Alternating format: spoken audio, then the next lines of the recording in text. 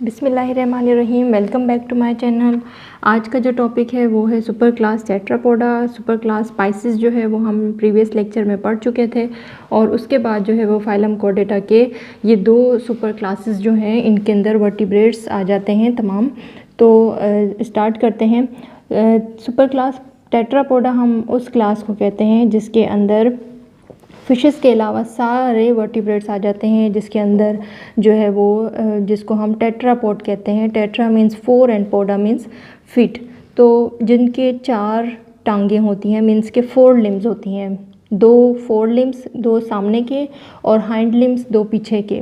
तो इस तरह के जो जानवर होते हैं इनको हम टेट्रापोड कहते हैं। इनके 4 क्लासेस में डिवाइड किया गया है इनको।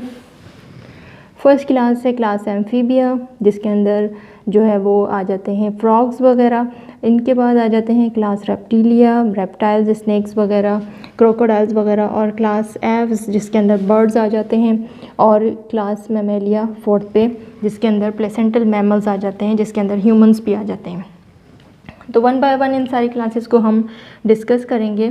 तो आज के लेक्चर में जो है वो सिर्फ हम क्लास एम्फीबिया को डिस्कस करेंगे, क्योंकि इतना टाइम नहीं है और आप लोग बोर भी हो जाते हैं इतनी लेंदी वीडियो देखने से। तो स्टार्ट करते हैं। फर्स्ट क्लास जो है क्लास एम्फीबिया है। इनकी जो है इनको एम्फीबिया मीन्स होती है यानी कि living at both places, water and land. ऐसे एनिमल्स जो कि ज़मीन पे भी रह सकें, जो खुश्की पे रहें, और जो पानी पे भी रह सकते हैं। मीन्स के एक्वेटिक मीन्स के पानी में भी रहते हैं और लैंड पे भी रहते हैं, मीन्स के टेरेस्ट्रियल भी हैं, खुश्की पर भी रह सकते हैं ये। तो इनकी एक्जोस्केलेटन जो है वो इनके पास नहीं होती। एक्जोस्केलेटन मीन्स कि वो वाली एक्जोस्केलेटन जिसके अंदर हार्ड कवरिंग हो। इनके पास जो है वो हार्ड कवरिंग नहीं होती, एक्सटर्नल कवरिंग। इनकी बॉडी की जो कवरिंग होती है वो इनकी स्किन से होती है, जिसको हम नेकेड स्किन कहते हैं। बहुत ही सॉफ्ट होती है और मॉइस्ट होती है, स्लिपरी स्किन होती है इनकी। इनके अंदर जो रेस्पिरेशन होती है वो 3 टाइप्स की होती है। मेन चीज़ है इसके अंदर जो कि ये लंग्स से भी कर सकते हैं, buccal cavity, mouth cavity means के बक्कल मीन्स माउथ, इनकी माउथ कैविटी से भी ये रेस्पायर कर सकते हैं। और थर्ड वन जो है वो इसकी स्किन से भी रेस्पिरेशन हो सकती है। तो इनकी स्किन से तब रेस्पिरेशन होगी जब ये अपने आप को हाइबरनेशन पीरियड में ले जाते हैं, मीन्स के जब ये बॉडी टेम्परेचर अपना मेंटेन नहीं कर पाते और सर्दियां होती हैं तो ये अपने आप को मड के अंदर कर देते हैं, और जैसे ही गर्मियाँ आती हैं तो ये वापस निकल आते हैं। तो इस वजह से तब जो है वो मिट्टी के अंदर जब ये होते हैं तो ये अपनी स्किन से रेस्पायर करते हैं। और लंग्स को हम जो है वो कहते हैं पल्मोनरी, बक्कल कैविटी को हम कहते हैं बक्कोफेरिंजियल, और स्किन को हम कहते हैं क्यूटेनियस। तो इनके अंदर इस टाइप की रेस्पिरेशन होती है जिसको हम पल्मोनरी, बक्कोफेरिंजियल, क्यूटेनियस रेस्पिरेशन कहते हैं। और अगर इनकी लार्वल स्टेजेस होंगे जिसको टेडपोल लार्वा कहते हैं, तब जो है वो अपने गिल्स से रेस्पायर करेंगे। फर्टिलाइजेशन जो है वो इनकी इंटरनल होती है, मीन्स के इनके अंदर मेल और फीमेल सेक्सेस सेपरेट होते हैं। एग लेइंग जितने भी क्लास टेट्रापोड के वर्टिब्रेट्स हैं उन सब के अंदर याद रहे कि सेक्सेस सेपरेट होते हैं। इनके अंदर हर्माफ्रोडाइट का कोई नहीं होता सीन, और इनके अंदर सिर्फ और सिर्फ डायोशियस ही होते हैं ये सब के सब एनिमल्स। ये एग ले करते हैं। इनको एग ले करने से जो है वो लाजमी इनको वाटर की ज़रूरत होती है, तभी ये एग ले करेंगे, अदरवाइज़ ये एग ले नहीं कर सकते। ये हमेशा इनकी रिप्रोडक्शन भी अगर होती है तो इनको वाटर की ही ज़रूरत होती है। रिप्रोडक्शन के लिए भी ये वाटर के ही नीड होती है इनको, और ये ज़्यादातर रहते भी वाटर के पास ही हैं। पॉन्ड्स में, लेक्स में, डिचेस में, गढ़ों में रहते हैं, झील के पास या रुके हुए पानी के पास ज़्यादातर ये रहते हैं। याद रहे कि समंदर के पानी में फ्रॉग्स नहीं होते। फ्रॉग्स जो हैं वो हमेशा पॉन्ड्स, लेक्स या फिर डिचेस के पास ही होंगे, वहीं पे ही रिप्रोडक्शन करेंगे और वहीं पे ही एग लेइंग का सिस्टम होगा। और इनका ये जो एग के लिए इनको हमेशा वाटर की नीड होती है। पोइक्लोथर्मिक है। पोइक्लोथर्मिक मीन्स कि अपना बॉडी टेम्परेचर मेंटेन नहीं कर सकते। कोल्ड ब्लडेड एनिमल्स जिसको हम कहते हैं। 2 टाइप होते हैं, एक कोल्ड ब्लडेड, एक वार्म ब्लडेड। जो वार्म ब्लडेड होते हैं उनके अंदर बर्ड्स और मैमल्स आ जाते हैं, और जो कोल्ड ब्लडेड होते हैं जिसको हम पोइक्लोथर्म कहते हैं उनके अंदर जो है वो रेप्टाइल्स और एम्फीबियंस आ जाते हैं। तो एम्फीबियंस वो हैं जो अपना बॉडी टेम्परेचर मेंटेन नहीं कर सकते, जिनकी जो है वो स्किन सॉफ्ट होती है और वो ना ज़्यादा सर्दी में रह सकते हैं ना ही ज़्यादा गर्मी में अपना बॉडी टेम्परेचर मेंटेन कर सकते हैं।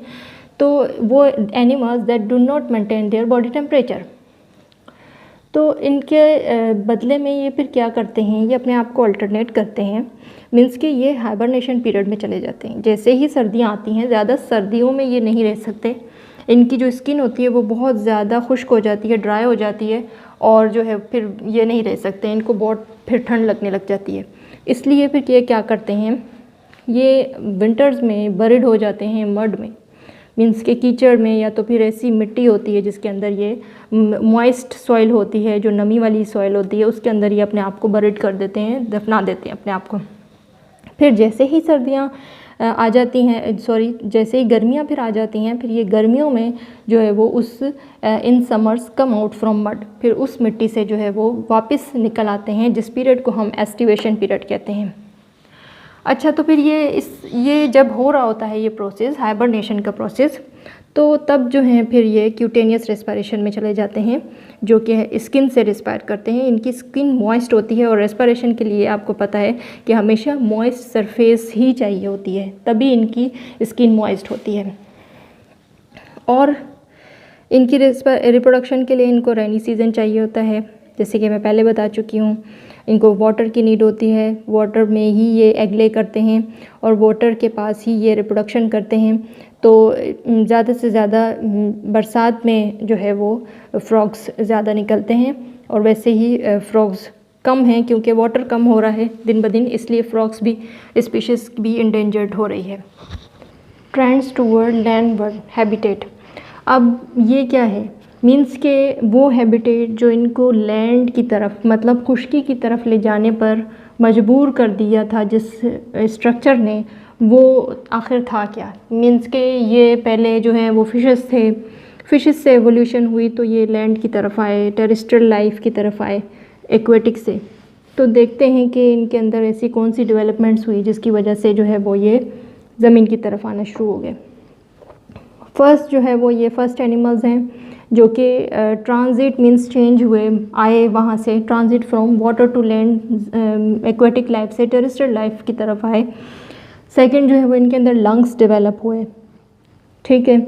और फिर उसके बाद मॉडिफिकेशन हुई, मॉडिफिकेशन ऑफ फिन्स। इनकी जो फिन्स आपको पता है कि फिशेस के अंदर फिन्स होती हैं, उनकी स्विमिंग में हेल्प करती हैं ये फिन्स।